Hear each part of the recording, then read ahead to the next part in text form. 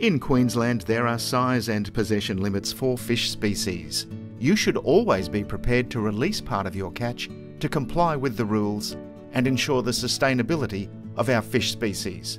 Follow these top 10 catch and release tips. Using a barbless hook makes the removal of hooks from the fish much quicker and reduces the risk of hooking injuries to yourself. You can pinch down the barb with needle nose pliers. Try to catch your fish as quickly as possible and don't play the fish to exhaustion. Long, drawn-out fights are likely to result in the fish dying when released due to stress and the build-up of lactic acid. If it takes a long time to land a fish, your drag may be set too loosely or your gear may be too light for the fish you're catching.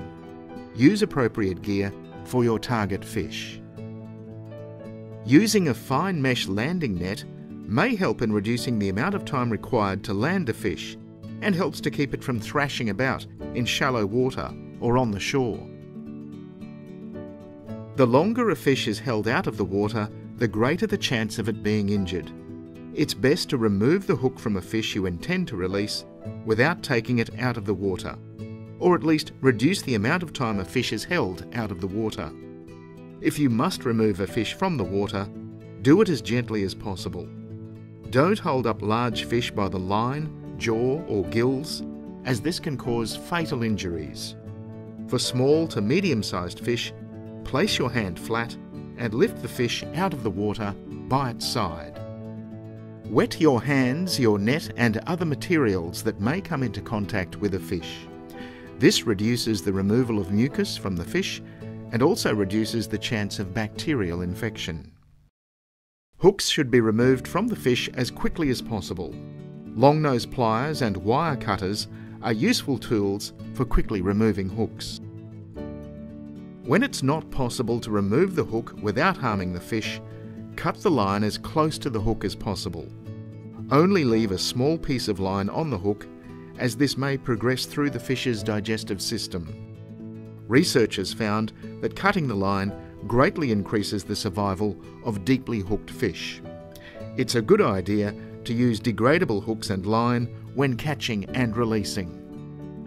Never place your fingers in the gill slits of fish. Fish gill filaments are very sensitive and can easily be injured. Fish should be handled by cradling the fish near the head and tail if possible, or by gently holding the fish near the midsection. Hold the fish upright underwater into the current, or, if there is no current, by swimming it around until it swims off on its own. If you're going to take photos with your fish before release, support the fish properly and do it as quickly as possible. Don't delay returning a fish to water.